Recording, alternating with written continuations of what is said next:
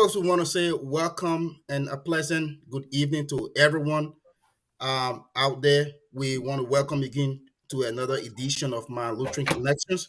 We are here on set from Atlanta, Georgia, and in Connecticut with our brother Josiah Jokai and our brother from West Africa, the ambassador Jerry Tableau in Freetown, Sierra Leone. Again, we are honored and privileged to have with us the chairman, the Father James Fromoyan, as our guest today.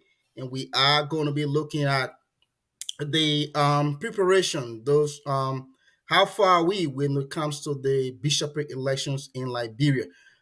Without much further waste of time, we want to go strictly over to our studios there in Connecticut. Our brother Josiah Joe Card is going to be taking controls from here, and he's going to officially welcome our guests to this program. Thank you very much, Willie.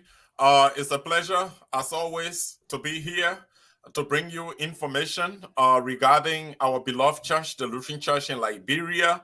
Willie, Jerry, I want to say you are most welcome to today's show.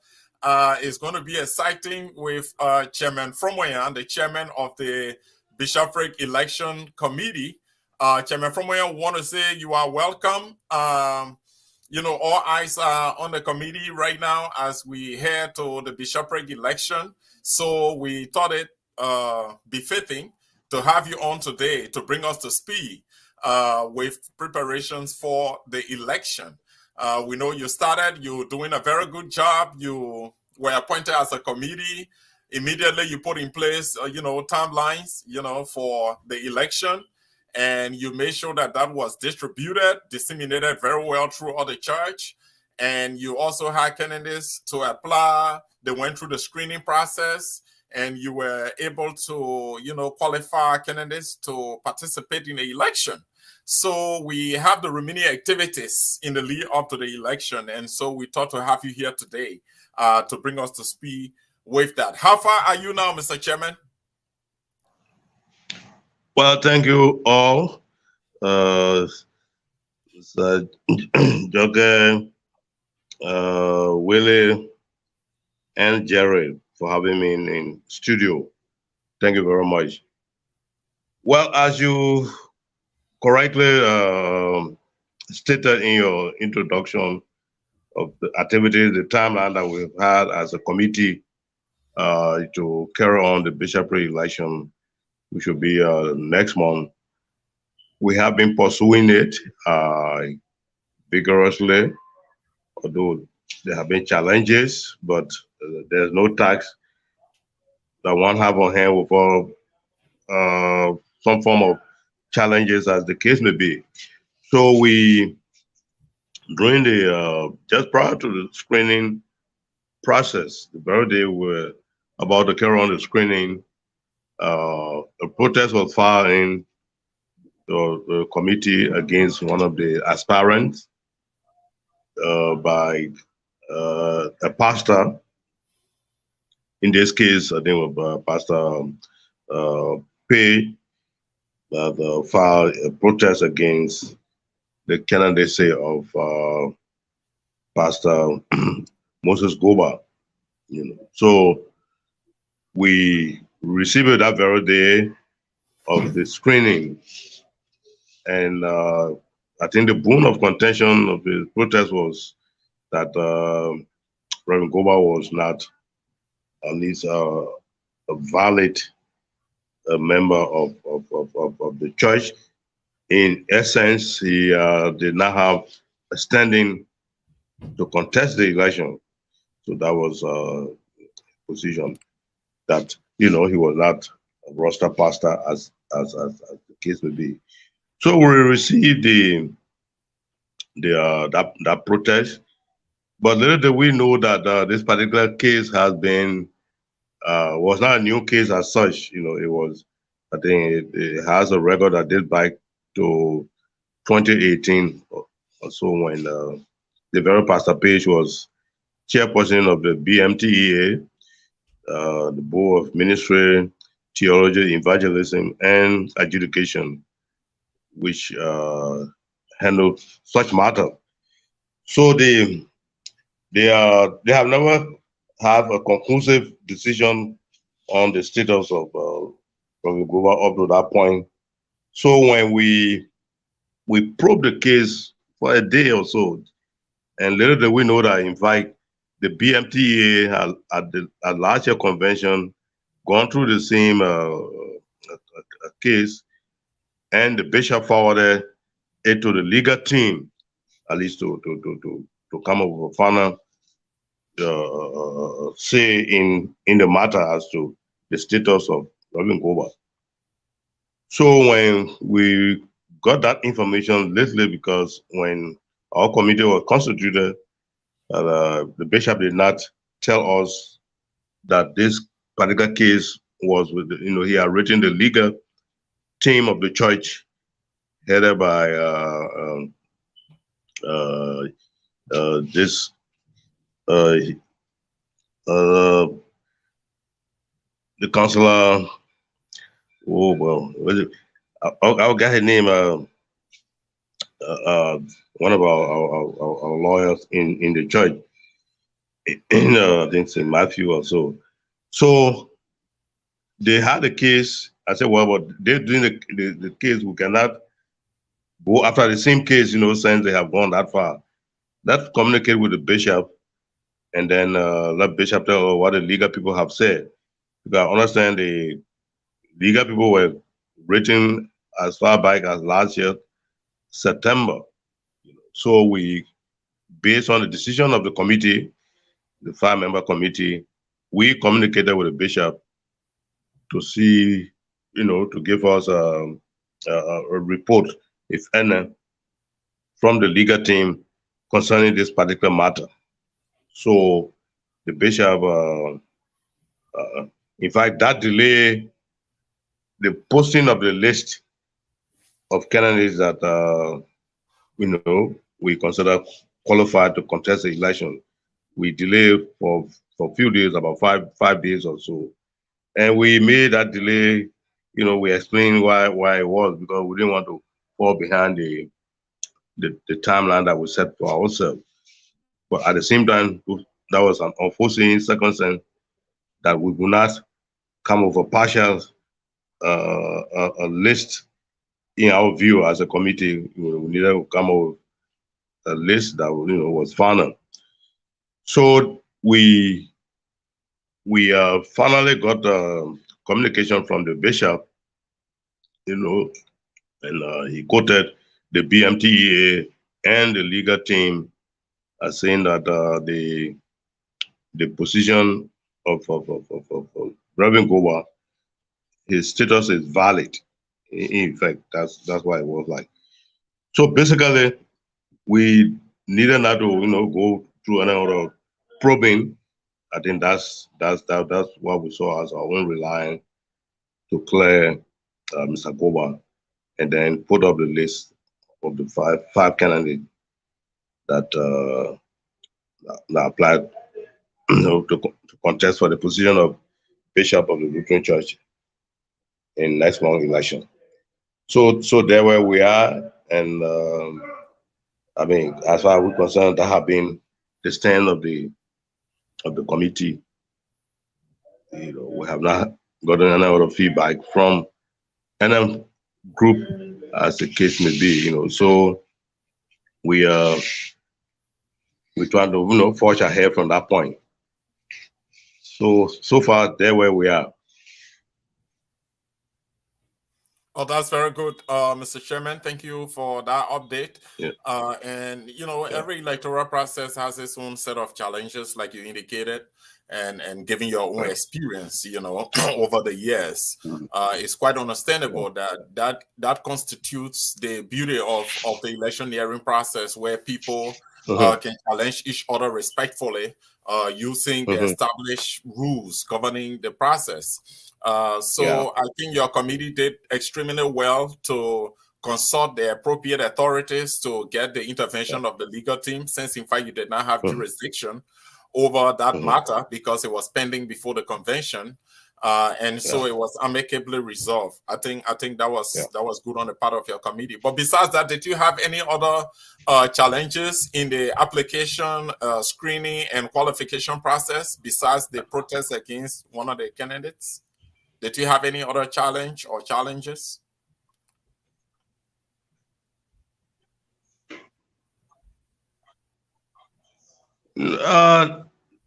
Not as such. We didn't have any other challenges, because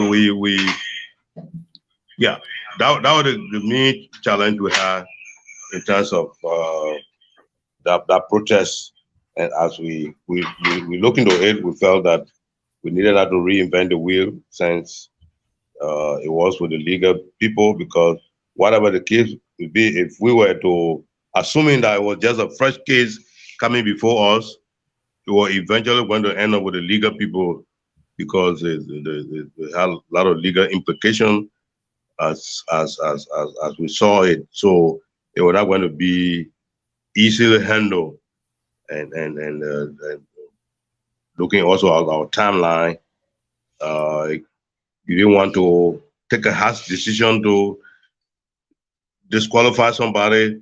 In the end, you are you got caught up in some trap, that will not present you well in the face of the public. So that we're very cautious.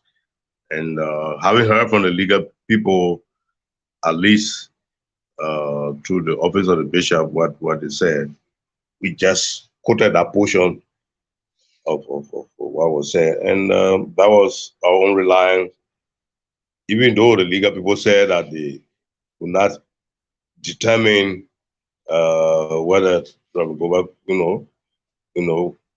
could run or not. But once they say his status was valid, the commission did not see any reason why it could not be clear. And what the legal people did was they apportioned blame to the office of the Secretary General, the office of the bishop, and the executive council for being negligent to a larger extent, for the fact that Pastor Goba took part in some convention and appeared in some souvenir document of the church. So what the legal people say in favor that you wouldn't victimize somebody, for the negligence of others, which made a great deal of sense to us. Okay, Mr. Chair.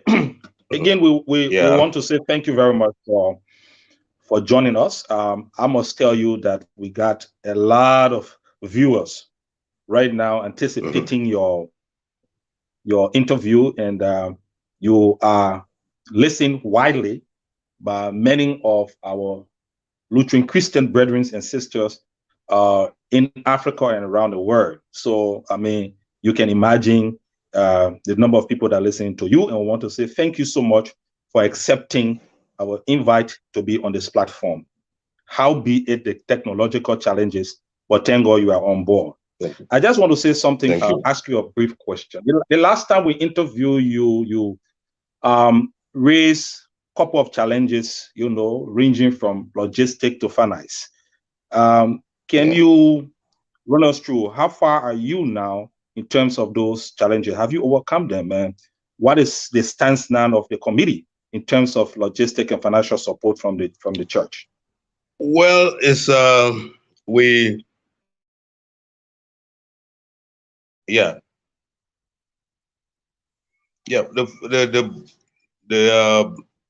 budget that we submitted, I can say 75% of it have been made available, and the other 25% we are told we'll pick it up at any moment.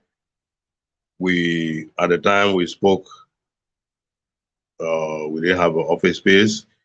They were being worked on. We do have an office space now.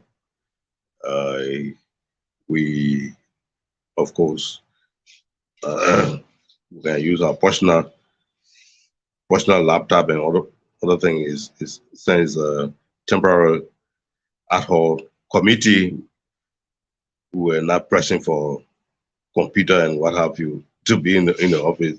So we use our personal computer, laptop, as the case may be, and we have been, communicating right now. What we are trying to finalize is the final list of delegates.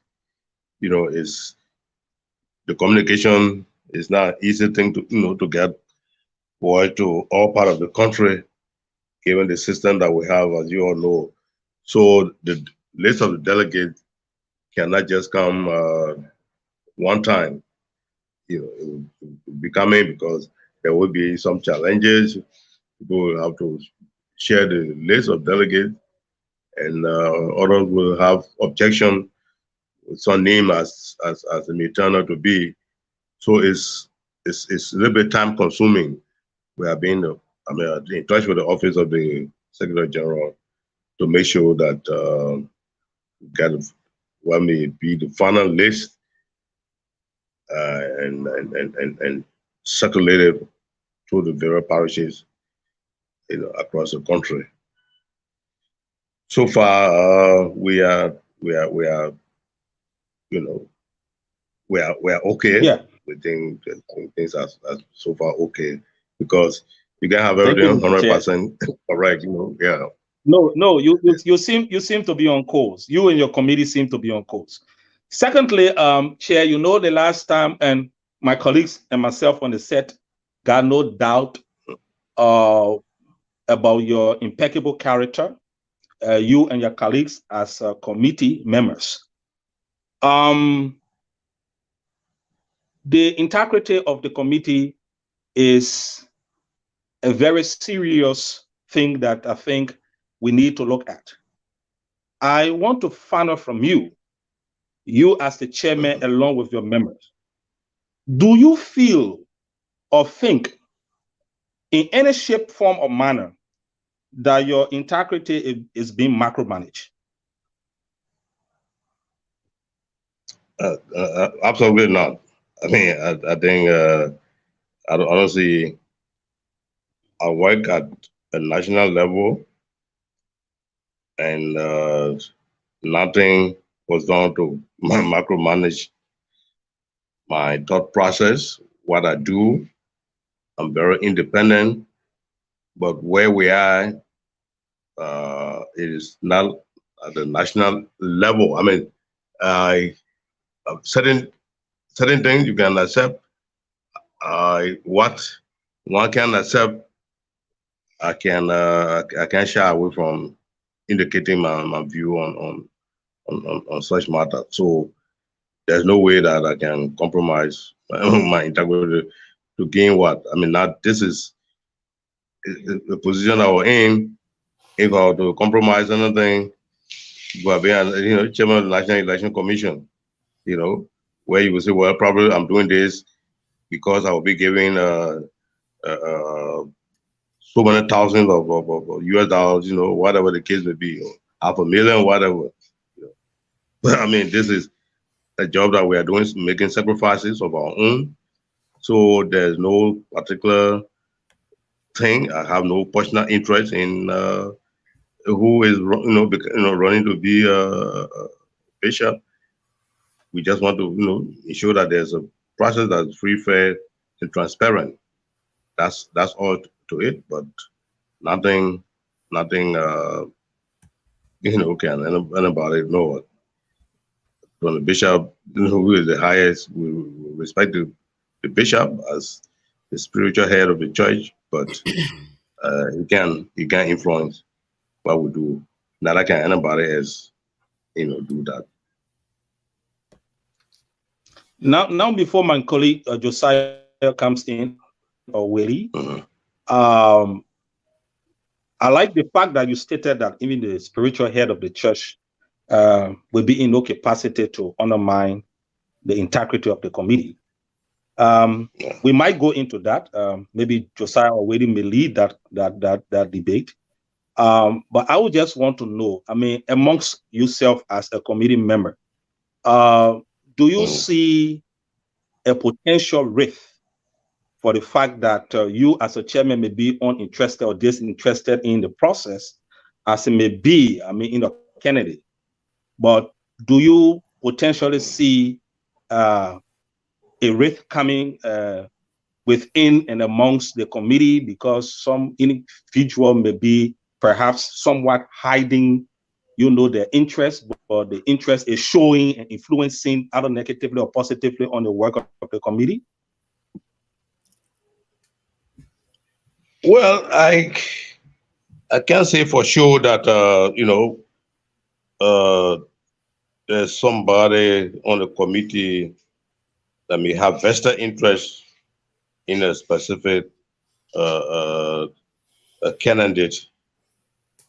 I mean, I need to have empirical evidence, on whatever thing I will say publicly. But what I can say is that there's nobody on the committee that can influence the thinking of the committee on my leadership.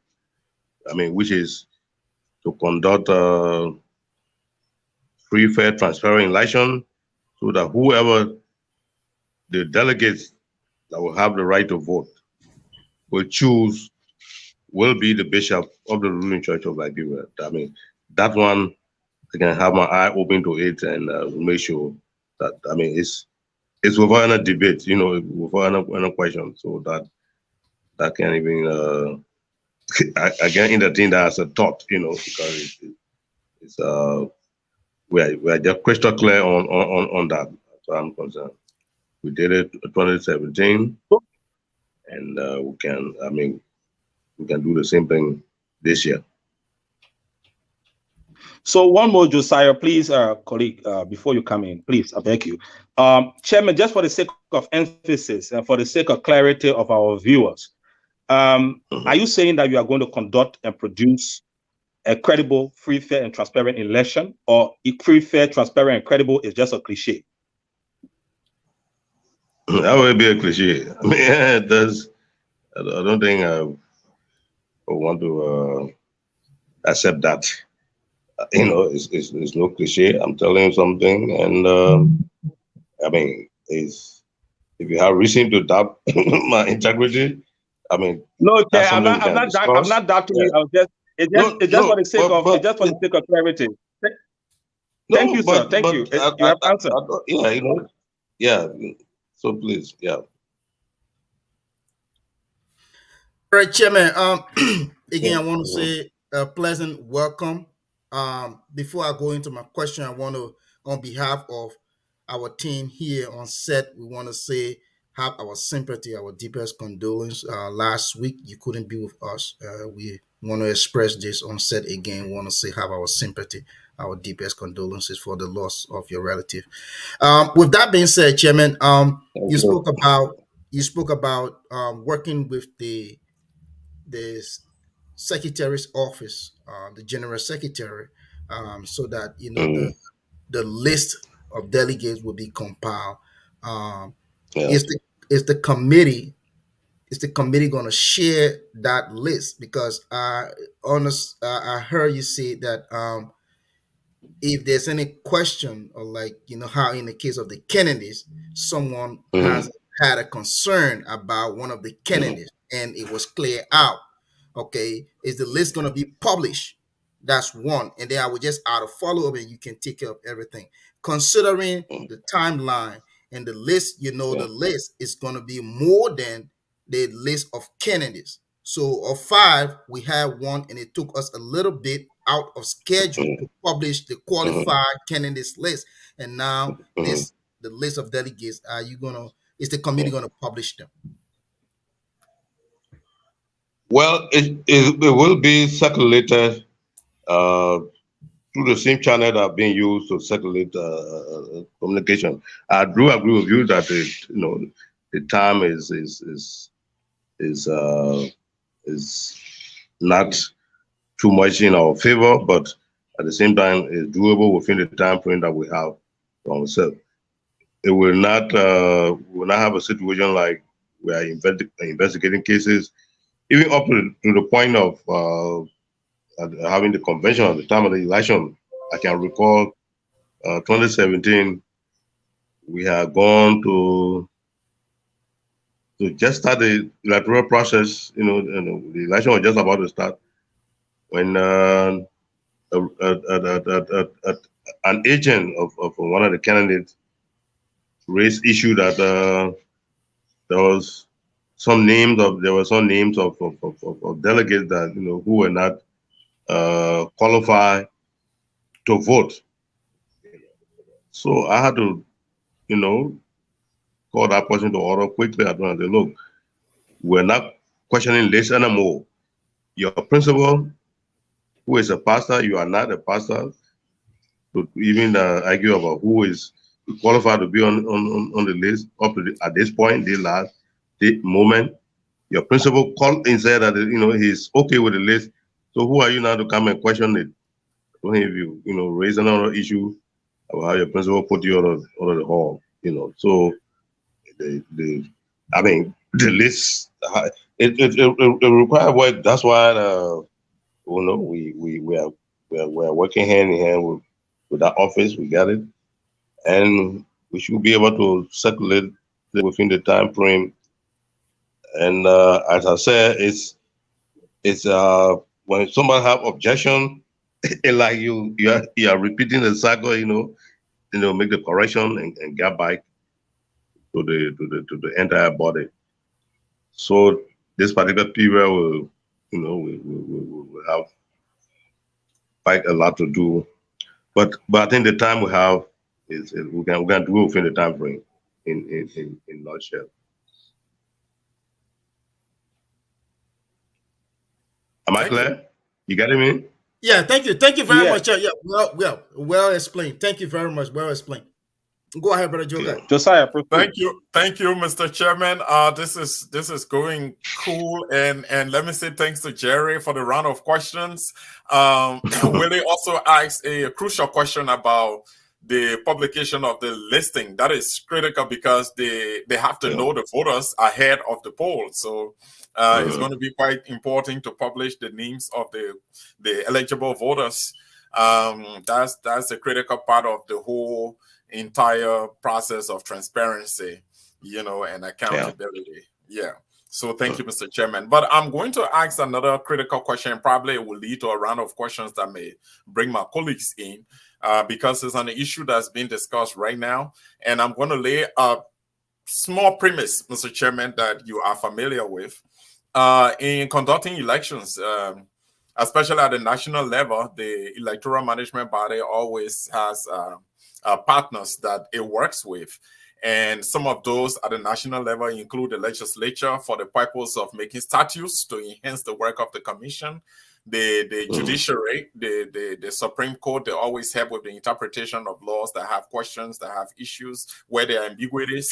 So it means the electoral management body can be consulted, and she too can consult.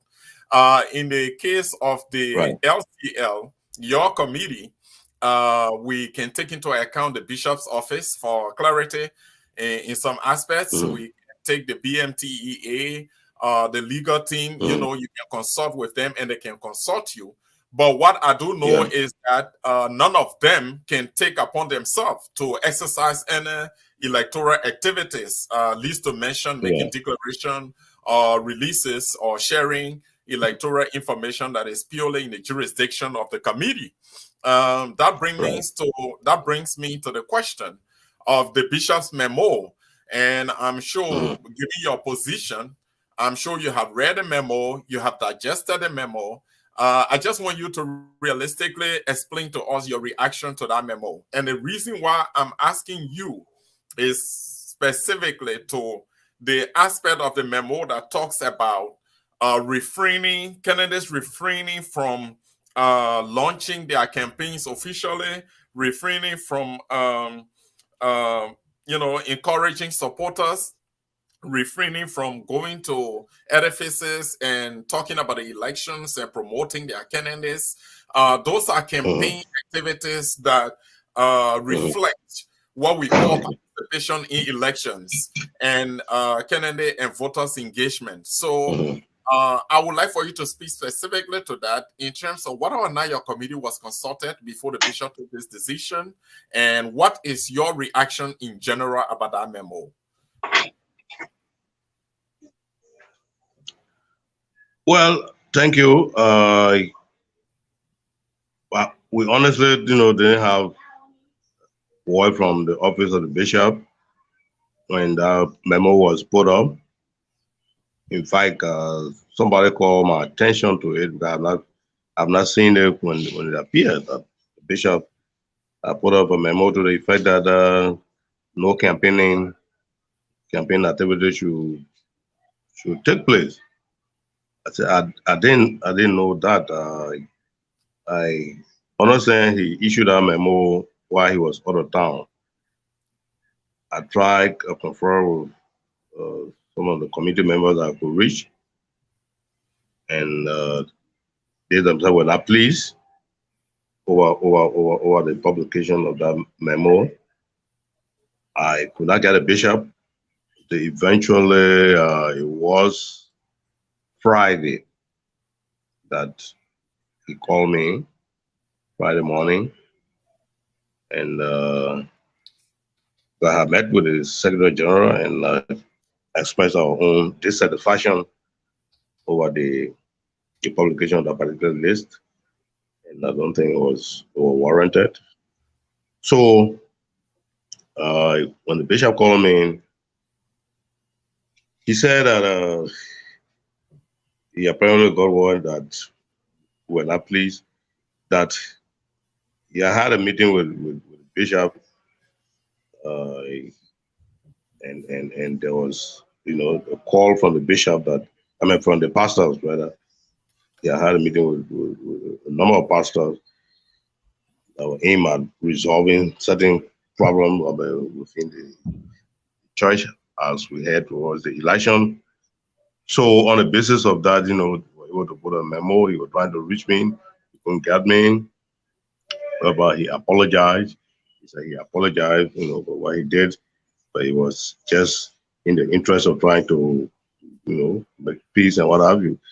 So I told him, Bishop, I think this was completely ill-advised, to publish a memorandum that has to do with electoral activities, and it didn't come from us.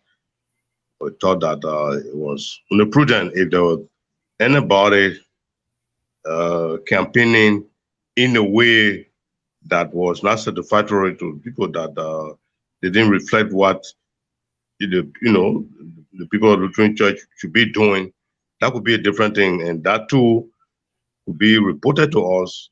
We could be in a better position to take a stand, because we don't tell a guy people, we don't follow people to see what they are doing in every corner.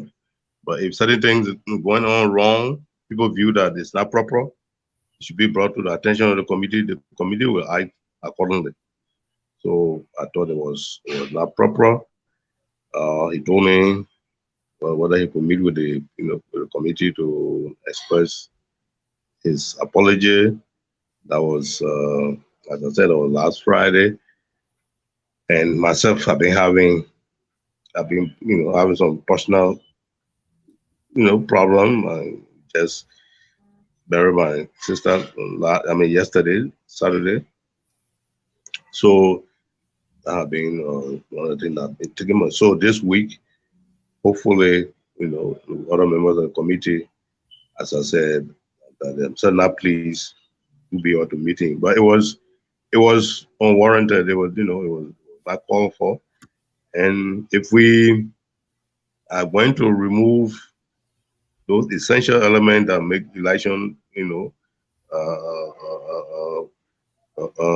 meaningful, that will make you to say, well, this is free, fair, transparent election. You can, if as I said, if there's somebody is doing certain thing that is unacceptable, that can be noted and brought to the attention of the committee, because nobody has a blank check to do what he or she want to do, for a form of regulation, as the case may be. But again, this is a church setting. We can react in a way that it could be done on a different setting, because you got to look at the ramification of one action may lead to. But in short, we're saying that, as I said, it was ill advised on the part of the bishop and whoever got to him to do that, and it's whatever, because people have been campaigning long before we ever put up list. It's just a question of you having a timeline and adhering to it. Campaign have been going on, and nobody can. You can tell a guy the process. You can say, well, you control it through remote means. You can. People can meet and solicit vote, in a way that nobody can control it. So that's where we have been, and as I said, Bishop and I chatted, and I think he will also have to meet with the other committee members.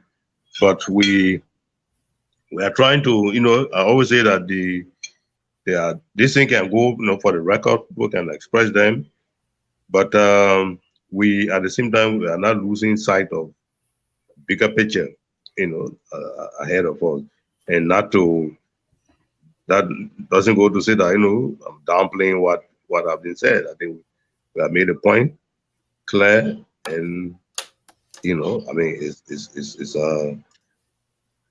that's precisely what it have been like. Yeah, Chairman, I want to. Willie, before you come in, Willie, let me just follow up before I lose my thought, and then you can come in. Okay. Sorry, I want you to please note your thought Yeah, or your question. sure, absolutely. Yeah. Mr. Chairman, thanks for that clarification. And I thought you spoke directly to the reality in your reaction that the memo and don't get us wrong, Chair. The memo with regards to the aspect that has to do with reconciliation is highly welcome by everybody. And I think if the bishop even wants his representative from his office to appear on the show to talk more about reconciling the pastors during this period, is something that everyone will appreciate. Because we really want the pastors to be reconciled. We want them to relate well and constructively engage each other during the electoral process. So we must commend the bishop for the stance taken to bring them together in the spirit of true reconciliation ahead of the election. However, you are absolutely right. In my opinion, again, it's my personal opinion that that aspect of the memo was unwarranted, because it is solely the authority of the election committee to be able to espouse election related issues. And an election without campaigning is not an election, because it's the whole idea of the competition of ideas, of philosophy, of what you think is right. And people have to meet, people have to engage, people have to know the candidates in depth, so you can remove campaign from election and expect it to be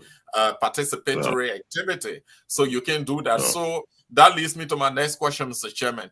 The bishop apologized to you, but I'm not sure apology can cut it at this time. I think what can cut it at this time is for the bishop to withdraw the memo and limit the memo to the reconciliation aspect, maybe republish that on the reconciliation aspect. We can help to promote it. We can help to promote the reconciliation aspect.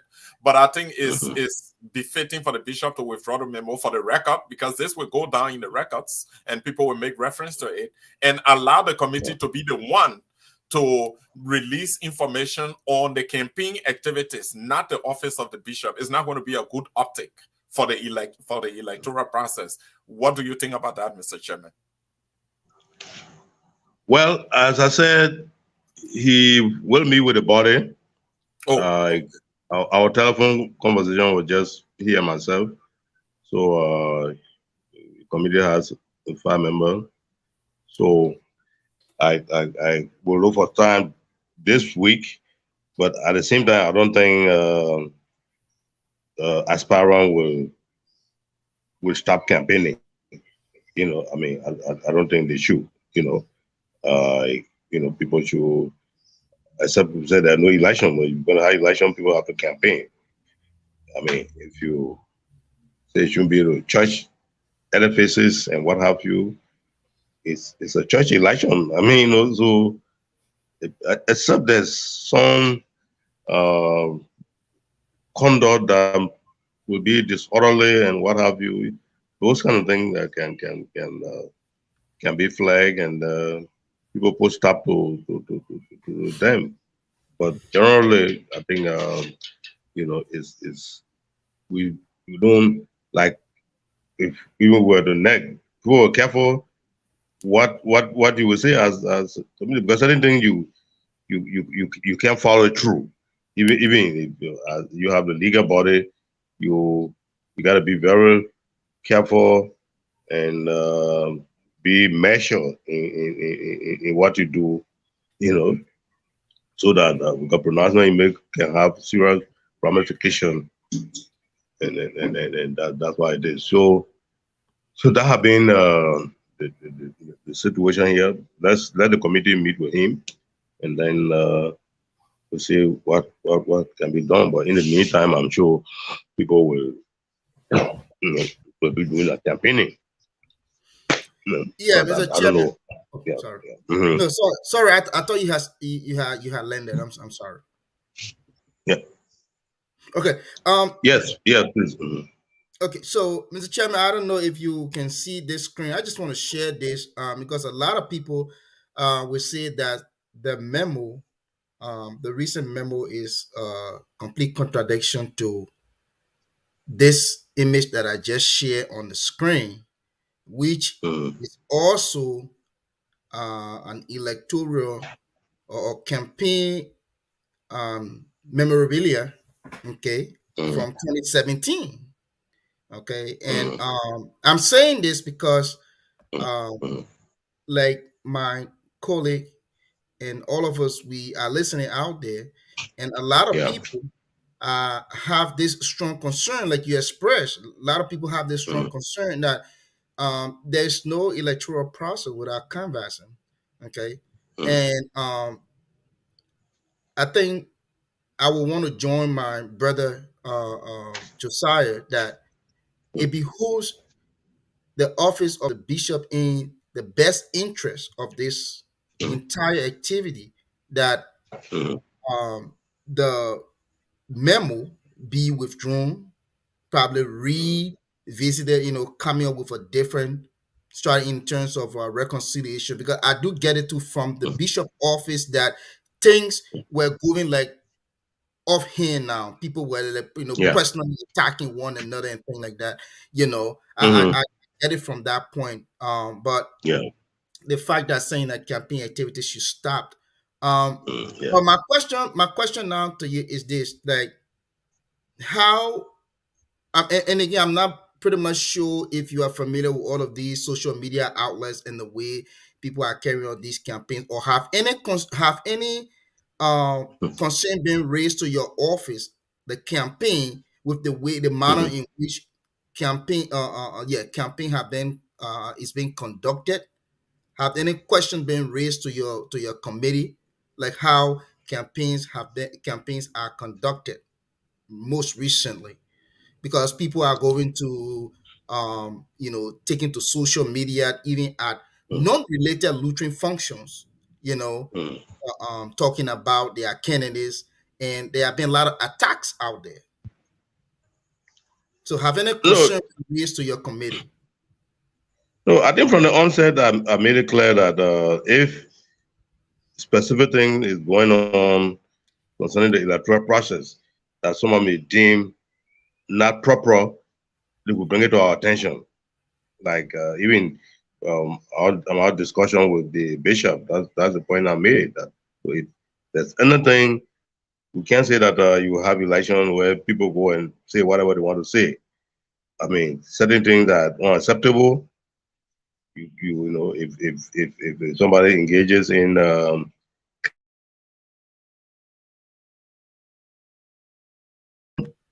we will take the appropriate action as a committee, that for sure.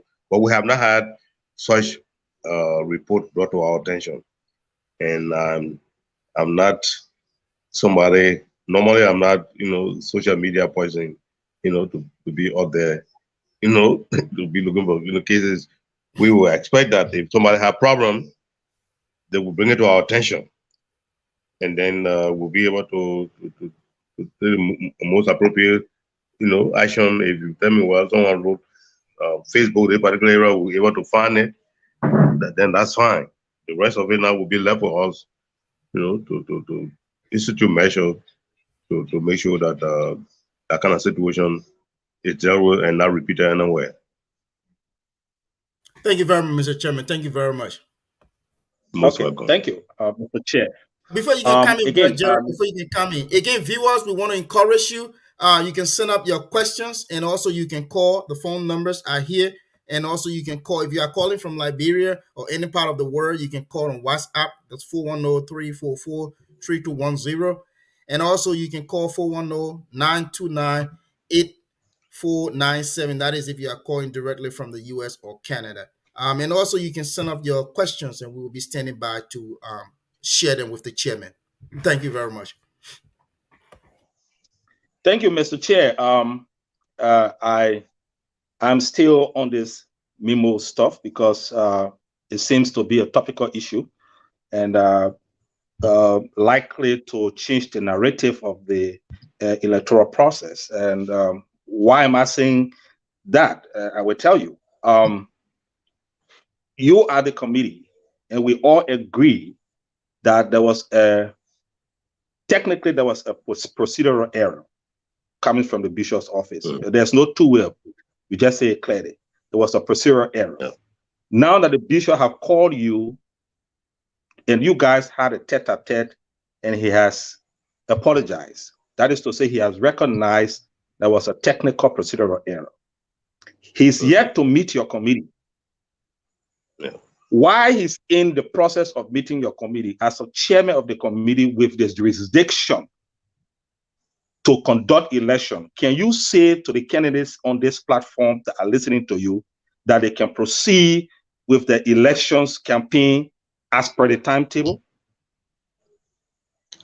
There's no reason why they shouldn't. I said there's no reason why they shouldn't. Now that the candidates have heard it and they are now clear, giving the pass, the green light from the election committee chair, and I show it runs down to the entire election committee members. So you got our invite. Don't forget, we got to schedule. You can now come on the talk show so that you can be able to express your manifestos and talk to potential voters. I just wanted to make that free announcement. Now, going back to the question, Mr. Chair, I like the fortitude of the committee and you as a chairman. And now I believe that this election is going to be conducted in a credible manner because you will call a spade a spade. I again want to find out from you, as per this whole memo, what is the level of consultation are you having with the office of the bishop when it comes to these technical issues? Well, we haven't had any problem with the office of the bishop. Wherever we have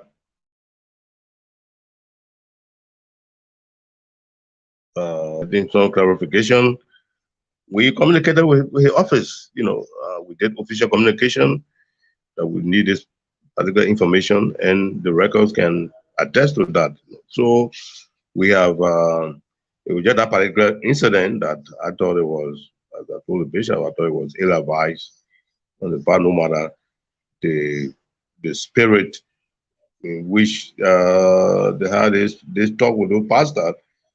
You have to, realize that there's a committee responsible for election, set up a timeline, and you can torpedo the process, just through a memo that should be coming from the commission, the committee, rather, as the case may be. So, yeah, it was, it was not to a good taste. I think it was just, no matter the mood, we all want the pastors to, to reconcile. Nobody want to see what's going on with, with some of the pastors against each other. At the end of the day, I think the preservation of the Lutheran Church is paramount, and we have to make sure that we contribute towards that effort. One person will be a bishop at a time, and that doesn't mean that that will be the end of the Lutheran Church in Liberia. So there will be more election for bishop, as long as we have a country called Liberia. So we can't take one election and want to destroy the church and trample upon everything else, that have been built over the years. I think it makes no sense in that direction. So we have to be careful, in in how we go about think about in the election. The election will come and go. People will have to, especially the pastor, who have responsibility to wherever you are as a pastor. You necessarily have to be a bishop really to to make your mark. You can be a pastor, you have a rural based church, and you if you are in a rural area, you are innovative. You can do a whole lot. In the agricultural sector, I think should be one of your primary area. Animal husbandry. I mean, that's a lot you can do, and you can get support coming in from even outside. Once the people see that you are doing something productive, and from there, your work will be, people will look at it, but then man supposed to be bishop, as pastor, if you're doing this much, I think it's but we can take the thing to be like a warfare. I mean, it's not like we are fighting war, you know. Right. Yeah, But Mr. Chair, yeah, just one more last question from me, maybe for this round of discussion on the memo. It's obvious that the bishop's memo had some hiccups in the activities of some of the candidates. Some of them had to perhaps stop their campaign activities, maybe, when the memo came up, and it was kind of difficult for them to reach out the way they wanted to reach out as per the guidelines given. Now that you have clearly stated that they can proceed, regardless of the memo being put up by the bishop or not, are you, the committee, contemplating on trying to adjust or maybe readjust the timetable to allow time for those candidates to continue the campaign as a result of this memo that came up by the bishop? I don't think there's any significant time lost, really. The campaign time is long, and it's not.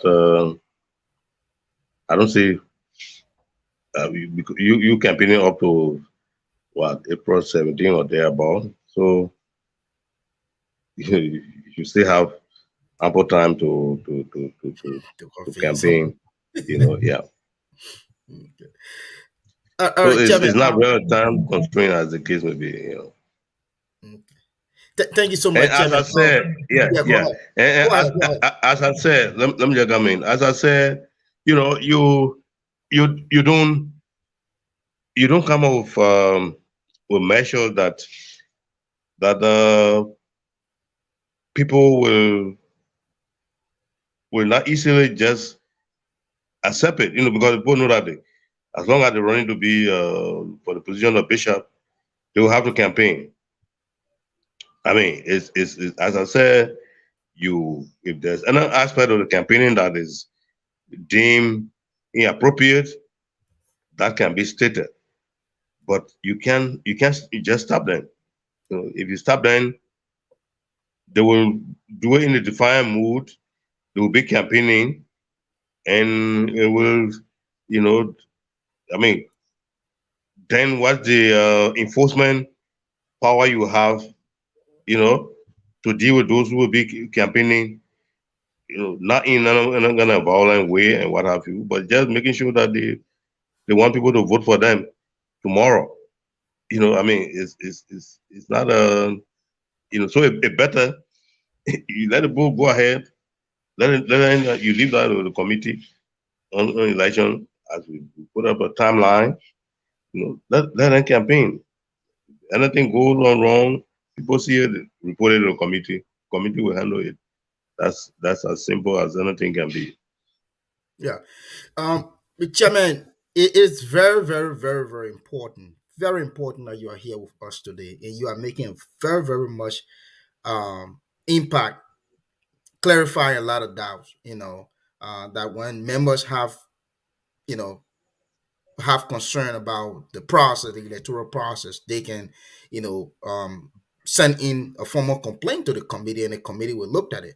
And also, I just want to pick back just a little bit. And you said that not everyone can be bishop. You can be in your local area, and you can make impact in your local parish, your district, and which, of course, I really want to agree that there are some of our pastors, even pastors who have fallen, have made a lot of great impacts in their parishes. Mhm, Some of them were called, like, like, I think, foot soldiers, like the late mhm, Reverend Tano Kesali.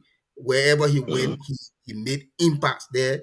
The late Reverend Megon, the Weke Megon. Okay, he made mhm. a great impact in the Nimba area. Okay, so my question is, and I'm not pretty sure. Maybe you can correct me on this. First, were you part of the 2017 committee? And if you were part of the 2017 committee, what the difference you see in this, you know, campaign process or this electoral process as compared to the 2017 electoral process? What's the difference you see in there, if there's any? Well, I don't uh, except there was no memo. Of course, the incumbent was in the race. You know, I mean, so but he didn't he didn't issue up a memo to interfere with the electoral process as it is now seen. You know, that was not the case. I think people were allowed to campaign. We didn't have a situation where somebody complained that as it is today, as I said, we have not had any such complaint. So if even we assume that the pastors were not each other truth, um, you know, they they can we can be overwhelmed by our our our ambition to have reconciliation, to let that overshadow whatever other measures we are taking. I mean, we can be in that mood, that jubilant mood. We are coming together, the pastors. That's all fine. they make recommendation. The one that has to do reconciliation, yeah, deal with that. On the election issue is it has to come through the committee, and the committee will be able to communicate just as we have been doing, so that we don't have a situation where people think that it's the office of the bishop that running the election. No, that's that can't be the case. It's a committee, and the committee should have a free hand to conduct the election. So, as I said, we'll meet with the bishop as a committee. We'll try to during the course of this week. Yeah.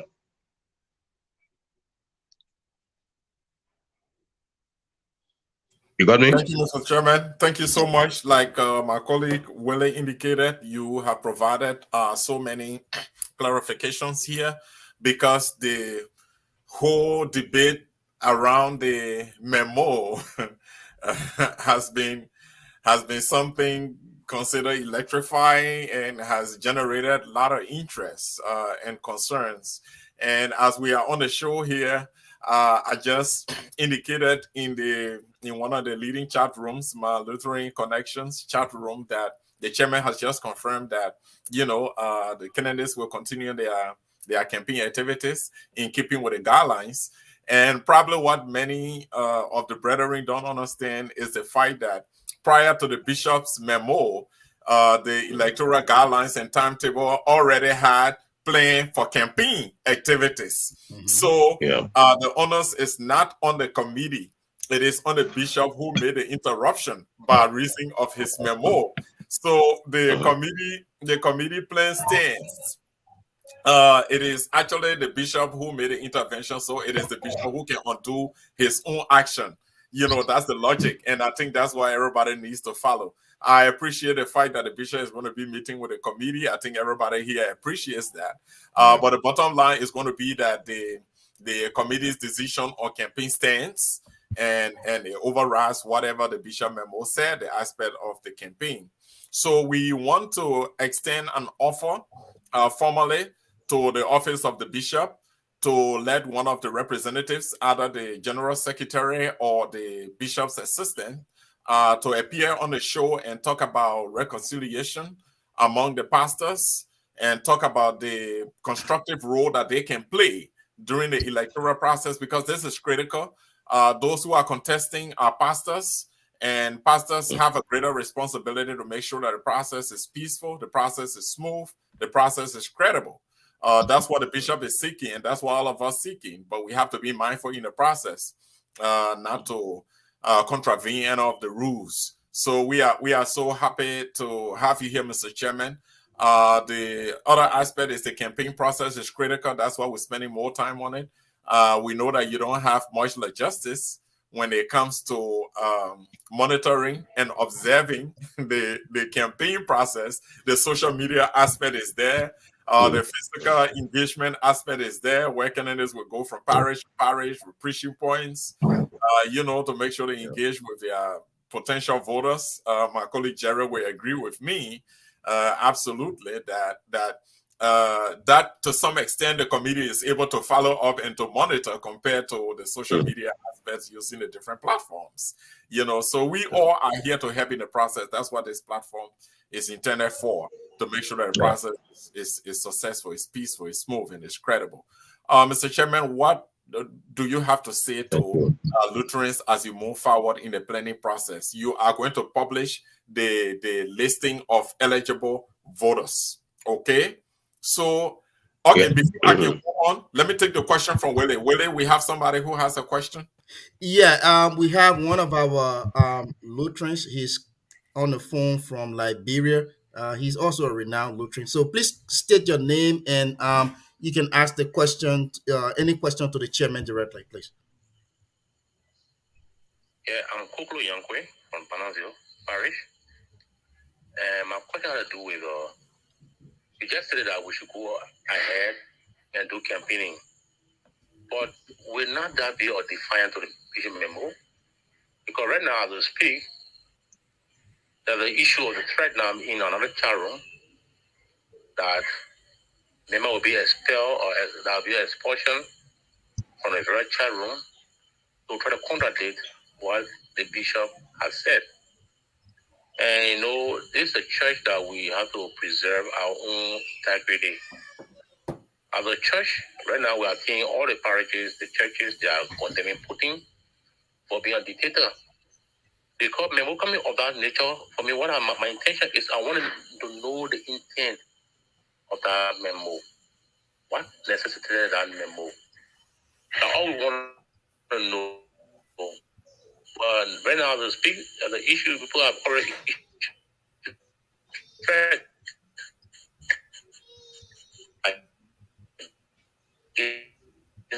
memo not to even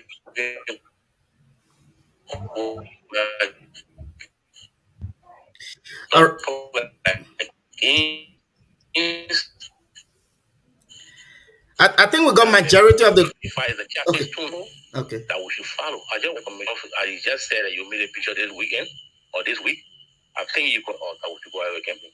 Thank you. Thank you, Brother Koklo. We thank you very much.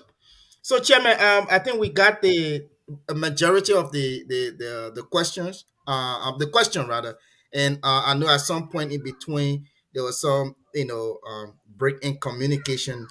Like I stated last week, that even here in the U.S. we experienced that, so it's not unique to Liberia. But we got the substance of the question from Brother Yankwe, and we will also be having a follow up question from online too from one of our live viewers.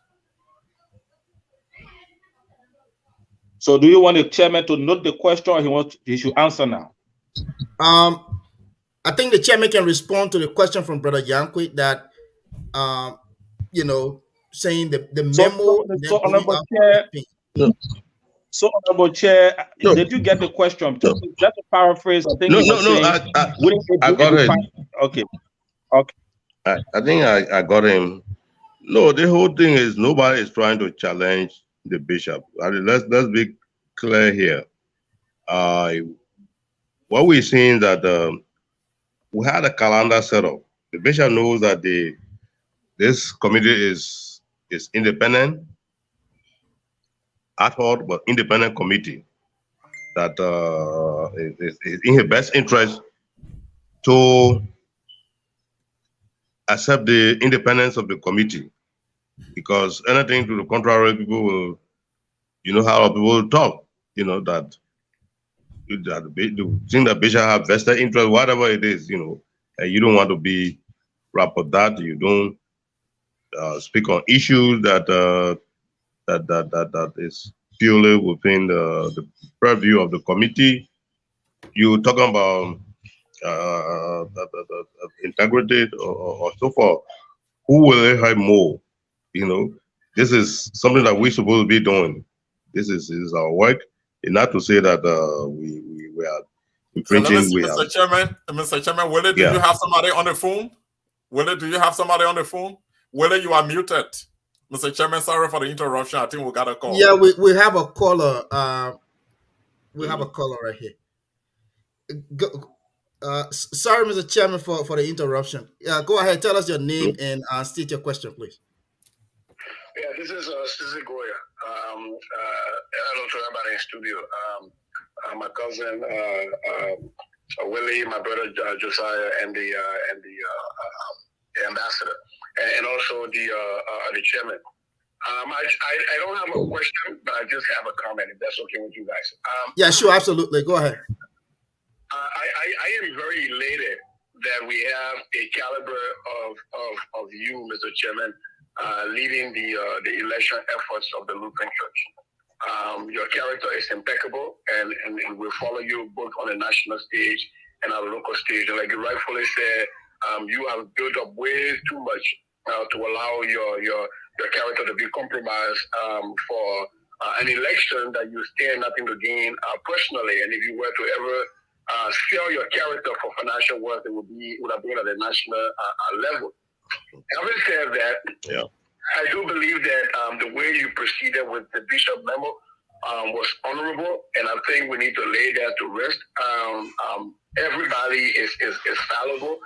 the statement from the bishop office. I think the bishop office recognized how dangerous that was to the electionary process. And I believe the way the commission handled it was way above what expectations were. I think if the larger Liberian population can pick from the exercises of the way the Lutheran Church is proceeding, it will be a good thing come 2023 for the national elections.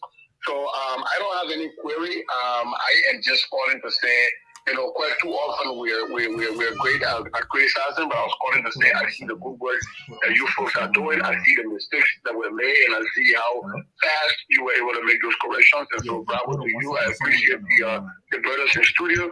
I think we have to continue to make sure that we hold people accountable, but we also have to be able to make sure that once people rectify mistakes, that we're able to move on and move along. I appreciate you all. Thank you so much. Thank you, brother. Thank you so much. Thank you, brother Guya. That was Cesar Guya from Minnesota. Chairman, you can just continue on, conclude on brother Koklo's comment. We have an. I will chip into Koklo's question so the chairman can give another dimension of it, because Koklo was trying to say that in one particular chat room they are being threatened. People are being threatened that if they don't follow the bishop's memo or the bishop's instruction, they are not going to be expelled or something going to happen. Koklo, if you are listening, I want you to reiterate either just by comment or the question, but it's good to clarify that, Mr. Chairman. I wanted to add that part. I heard that part from Koklo, and I don't think it's appropriate for anybody to be making such comment, compelling people to follow what exactly. I'm not saying people should disrespect the bishop, but when it comes to the election, I think the guidelines, take precedence over whatever any individual member of the church can say, because we are all guided by the election guidelines right now. That's what we are all guided by. Mr. Chairman, I just wanted to add that. And Chairman, just after you wrap up on that, please, we have another call. We have someone also on the phone right here. Just after you wrap I up. think we should take the call, Mr. Chairman. Probably you can just note your comments for now. Okay, then the chairman can move the question. I don't have the people are paying around really. Okay. Okay, all right. Yeah, no problem. We will come back to Brother Koklo's comment. Let us just take this call. Could you please state your name and ask the chairman your question, please? Yeah, this is George Toto. I'm calling from Pennsylvania. Yeah, go ahead. The chairman. Hey, Brother Toto, you are most welcome. Yeah. Welcome. Share your thoughts. And in fact, Dr. Toto, congratulations. Yeah, Congratulations. Okay, thank you, gentlemen in studio, and also let me say thank you to the chairman. The chairman also thank you for explaining a lot of things here tonight and trying to school also many things. But Mr. Chairman, my question and concern has to be with the bishop memo. I think you spoke on it a lot, but with the concern that I have, like I listened to you very keenly. You said your committee is supposed to meet with the bishop. Yeah. For you to discuss some of those issues concerning the memo. Now, it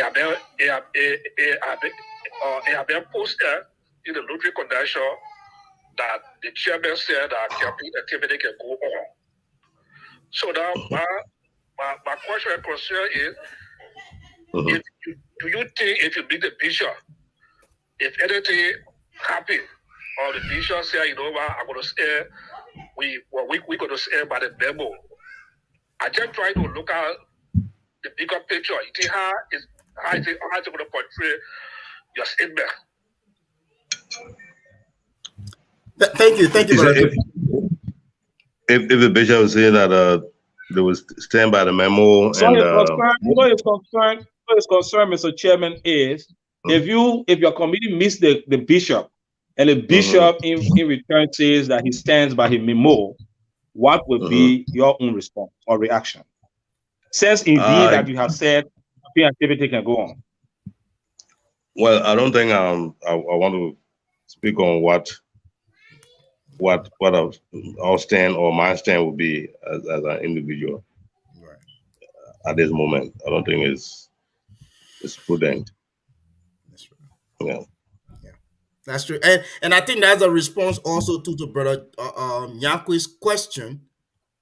And but there's a second part to it that my colleague brother Jokai talked about, that people are being expelled from chat rooms. Mr. Chairman, I know you are not like this social media savvy or something like that, but Mm, that we have several chat rooms. These are instant communication channels that we exchange views and what have you. So just to mention, we have group like the Monrovia District Lutheran Church chat room, the Monrovia District chat room. There is the pastoral chat room. There is the Man Lutheran mm, Connection. Man Lutheran Connection has two chat rooms. Two chat rooms. They actively, people are actively engaging one another. But in some other chat rooms, not the Man Lutheran Connection chat room that we can speak of, mm, but other chat rooms, people are being threatened that if you speak about or you post any campaign activity in this chat room, you're going to be expelled. And people have been expelled. People have come actually to us and told us, so look, I've just been kicked out of a chat room because I talked about campaign activities. So, what do you want to say to that? That people are being expelled, Lutherans are being expelled from expressing their opinions about the electoral process.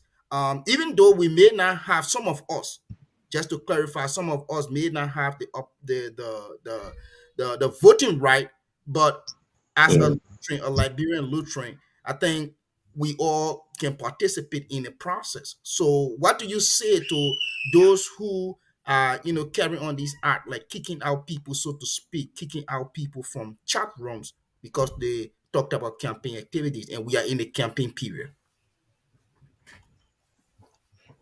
Well, again, I don't know who have been victimized, you know, but the point here is that, and I don't want nobody to get me wrong. Nobody is saying that we have any intention to be disrespectful to the office of the bishop. That is completely not the case. Absolutely. We are yeah we are talking about an issue here that has to do with the electoral process, and that is also to help the bishop himself, you know, in a way that that he will not be seen as influencing the process. Look, we are not kids. You know, I'm 71 years old with vast experience, and you know, we have served this country at different level. You know, without financial benefit, and being at the forefront of what we do. So, and in everything we do is our is our character that counts. That's what matters. Some of us will not have wealth, as well ill acquired wealth, but we have our character, that will remain intact, and we'll try to keep it intact, so that we have to be careful. I don't necessarily have to be a president or a bishop or a bishop to for you to consider my character as the case may be. So I think what I do in life, is speak of who I am, and that record there to reflect. So we are only saying that the bishop, on a certain condition, you take certain action that may not be prudent, but we are looking at the committee that have a specific responsibility as we were set up to conduct the election, and we have to guide the process in a way that there's no form of infringement, whether it is intentional or not. Once it comes to public view, then we have to have a position as to what is the most appropriate thing to do. We are saying that in conducting election, except something that is uncalled for, that is considered unlawful, that a particular candidate or supporter of that candidate carry on. In that case, you will put you will say, well, let's put a stop to that particular activity.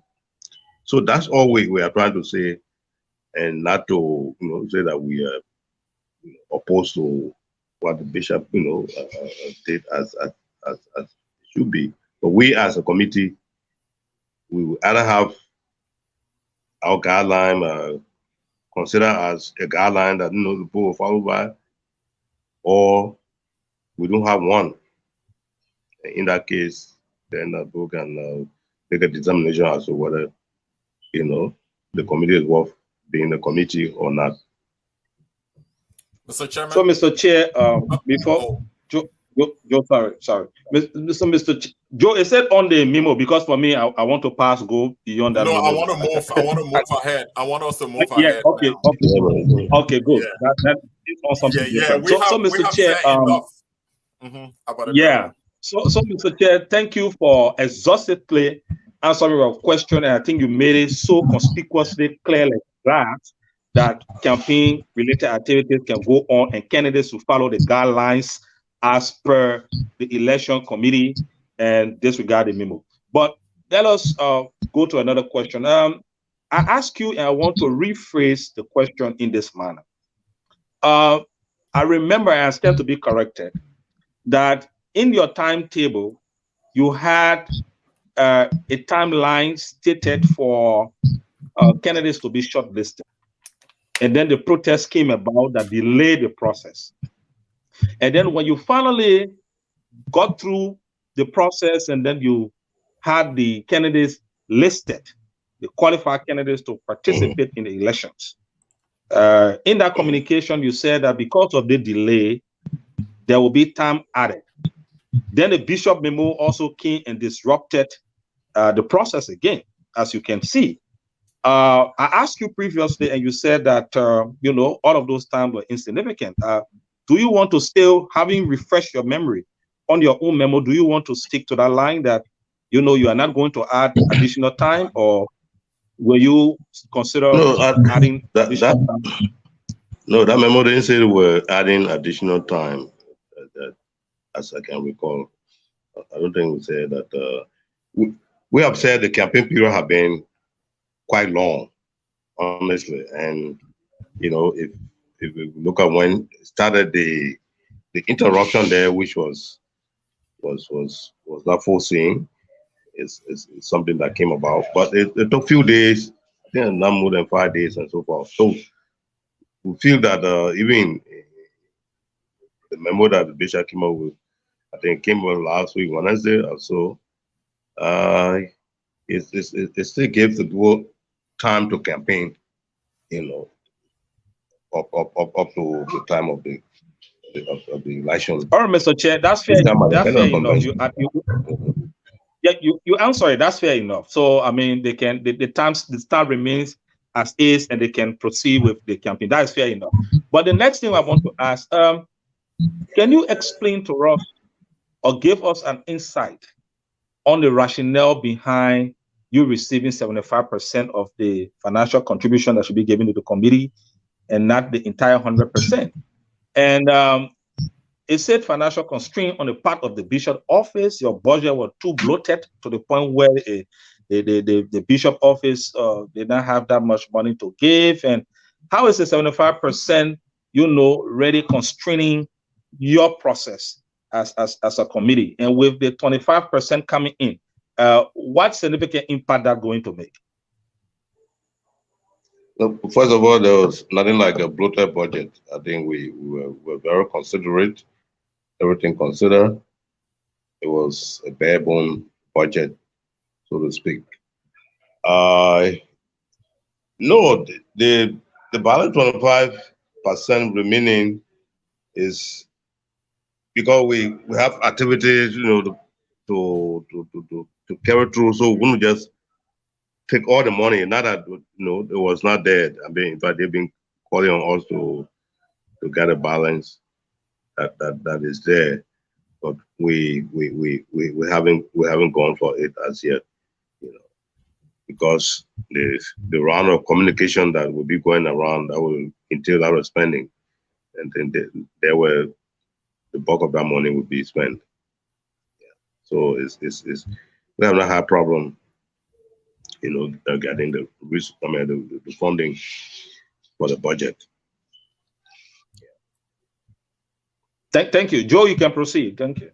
Thank you, Jared. Thank you for bringing into focus the budgetary aspect. That is very crucial when it comes to the committee's work, making sure they have the, you know, the resources and the logistics. I recall from the outset of our conversation, you also highlighted the aspect of the logistics, you know, from day one when they started. And so, Chairman, in short, you are saying that, yes, you don't have logistical issues. Yes, the budgetary aspect is okay. The finances are coming in trenches, and you are satisfied with that as a committee, and that you are on course with your election guidelines and the timetable. That's very impressive.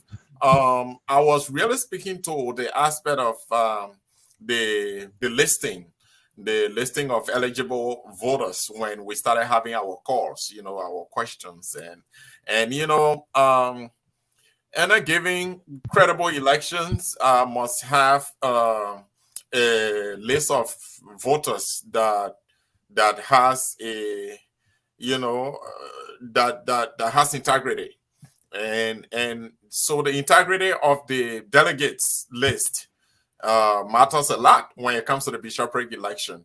I know you're going to be working with the bishop's office, but per the constitution of the church, I think the various parishes will nominate delegates, and you know, also based on the constitution, I mean, executive committee members who will have rights will also be nominated, or you know, just by the constitutional provision, they are qualified to be at the convention.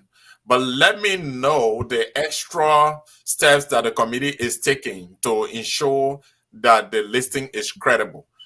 Can you say to us any mindful steps that you are taking to make sure that listing is credible before you publish them? And if you publish them and there are concerns, you know, in terms of people rejecting names, you know, what are the mechanisms you have in place to address those kinds of issues, Mr. Chairman?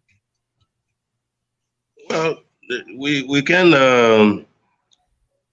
firstly, that list are coming up, the name of people that we don't know, they're coming from different places, so we can be able to put a specific measure in place to say, you know, X, Y, Z will be done.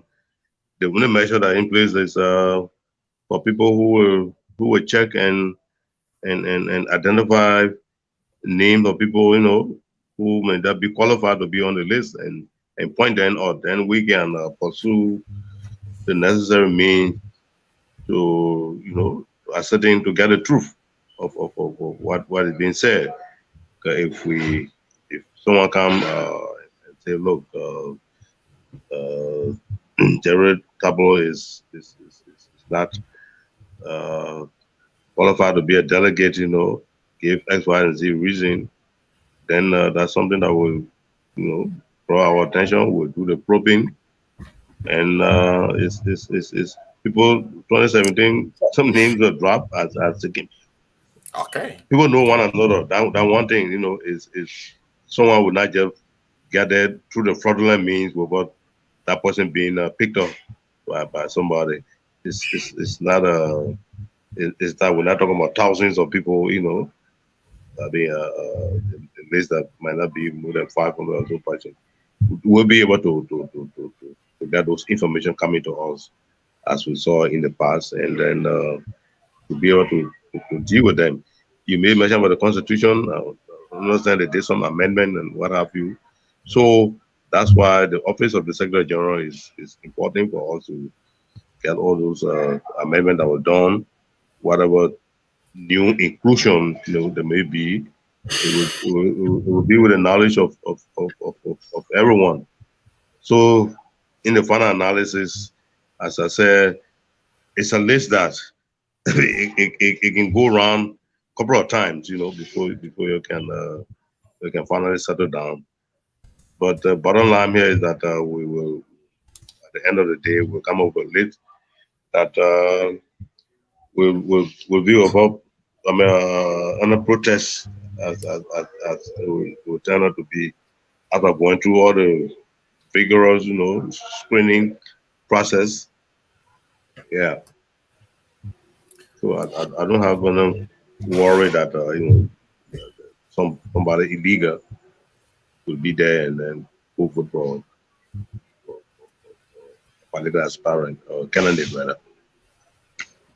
Right. Yeah. So that's all I can say. It's a list that will be scrutinized. You got 5 people contesting. They got their people, the eyes open. So I think someone can just sneak in there without it being detected somehow. Yeah, Mr. Chairman. Mr. Chairman, thank you so much for that clarification, because people are concerned about, people voting, under the name of people who are probably not currently in the country, or people who are not associated with any of the parishes. And I like the example you gave, Jerry. Yeah, I like that. We don't want Jerry to be in Freetown. If you guys voting, Why he's they're voting? voting Banga. Why he's voting in Banga? Thank you, Mr. Chairman, for that example. And actually, from my end, I think that's a very good way, for me to end the show today. We've kept you here for a long time, but for a very good reason. Mr. Chairman, the interest of our church matters a whole lot. Keeping everything together is paramount in the church, and so we want to say thank you for taking up the time under the circumstances, the technology, your timing as well from church, and then looking after all the issues you have, the deaf situation. I mean, this is reflective of the kind of statesman you are to the country and to the church. So we want to appreciate you for everything, Mr. Chairman. Thank you for showing up today. You're welcome. Thank you too. So, Mr. Chair, Thanks. before you leave, I will just want my colleagues to know that Deacon Tabolo, Jared Tabolo, has retired. I'm not too sure retiree is going to make it on the list. I know it. Yeah.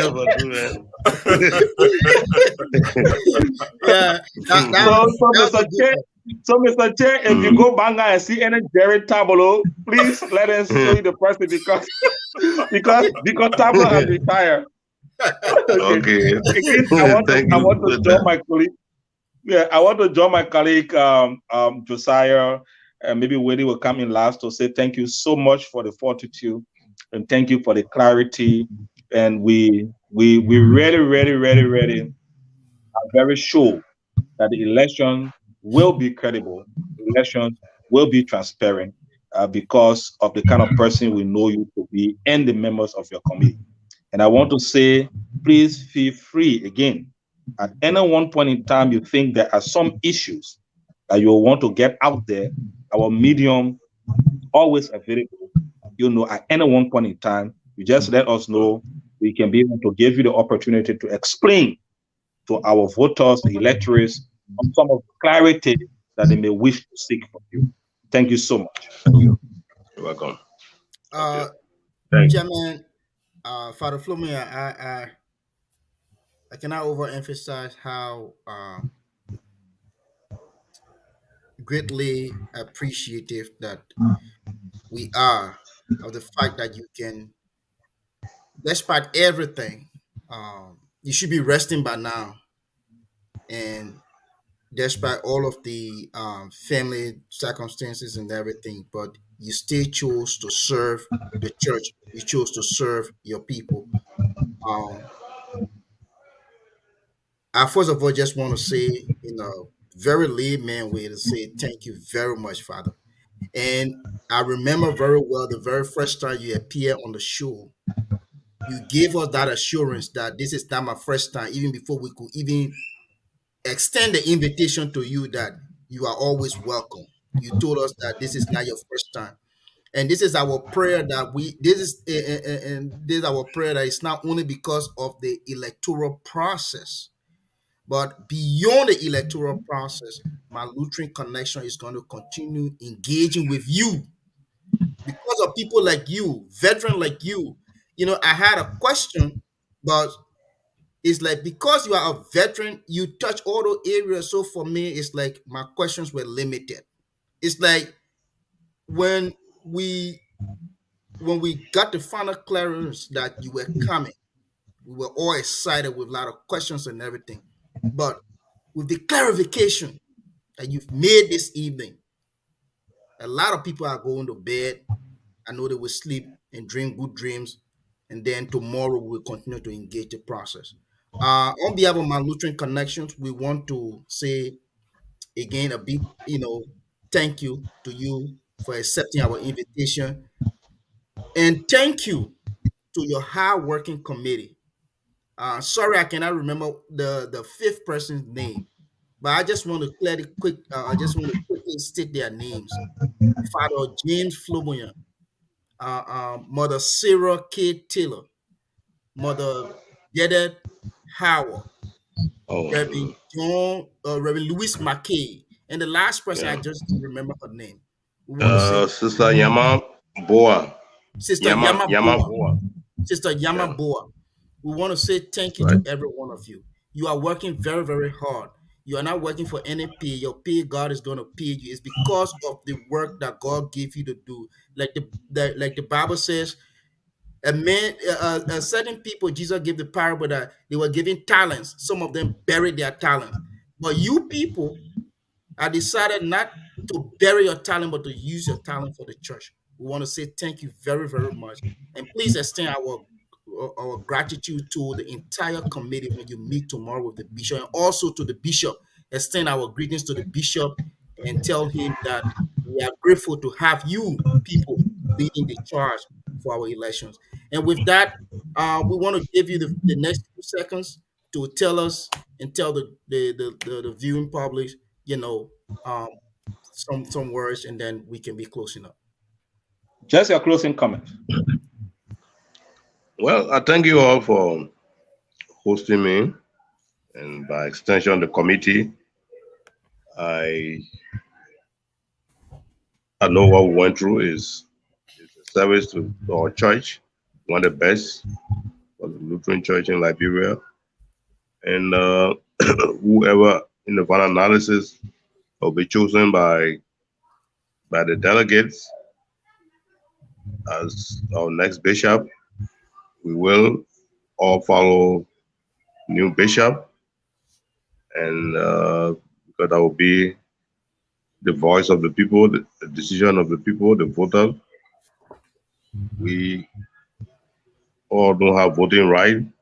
Those who have the right to vote, we respect their judgment. At the end of the day, those are cast and tabulated, and the winner announced. We hope that you know, others will be able to at least accept defeat, as the case may be, to concede, and then work hand in hand to move the church forward. So that there will be no animosity. Let the election go on without any rancor. I think the larger congregation deserve better, so we can't do anything that will disappoint them and make us look ugly in the eyes of the public. So that's my word, and we look forward to a successful election. Okay, Thank folks, you. there you have it.